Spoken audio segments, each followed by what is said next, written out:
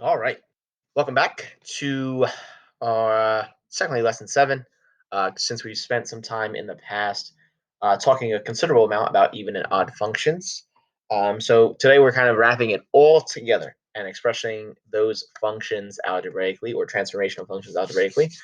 So we're going to create equations that represent translations and reflections of a graph so I can identify a transformation needed to fit a function to data and represent the new function with an equation. I'll know I've got it when I can write an equation from a description of how a graph is transformed.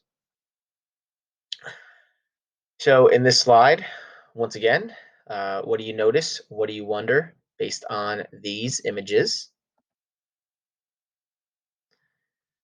And after you're done with that, let's get into identifying what exactly is happening based off of a square root function. Right, so when we have function notation such as g of x plus 5, at this point we should know that wherever we have our input are going to make that necessary modification since we have a new input. And when we're adding a numerical value to the input, right, we're going to translate the function left. So kind of like this opposite effect, 5 units. I would like for you to go through this table and fill in the corresponding blanks. Okay, just kind of summarizing a nice, concise way of putting together everything that we've been working on this entire week. And then after that, how did you decide which values go inside of the square root? And then how did you decide which values go outside of the square root? Try to be specific, right? Talk about the input, talk about the output, talk about whether the location is changing horizontally or vertically, so on and so forth. Okay. In this event, we have a quadratic function, f of x equals x squared. And we are tasked with writing an equation for a new function whose graph is the parabola, but translated 3 units left and up 5 units. So in case you did not know, a parabola has a vertex of 0, 0. And if we are to translate that function 3 units left, this would represent a translation 3 units to the left, and the plus 5 would represent a translation 5 units up. This type of structure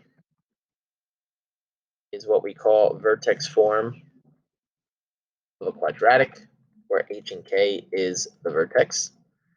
The sign on A, and A is located conveniently in front, tells you whether the quadratic opens up or down. In that should say layman's terms, vertex form is describing the horizontal and vertical translations of quadratic functions. So if you see, right, because this would kind of involve your eyes and recognize the structure here, you should know that you are dealing with a parabola that's literally just been shifted from the origin. So that should kind of inform you for question 2. We have a new function here, f of x equals x squared, and we're tasked with reconstructing their structures in vertex form, given these vertices.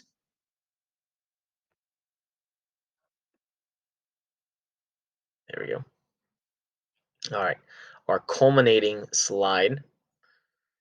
In an early lesson, we looked at the temperature of a bottle of soda left outside for X hours.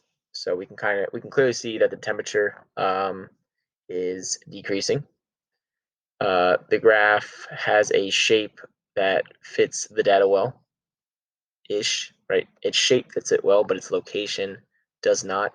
So how could we possibly modify this red function so that it would align with our data points that are included here?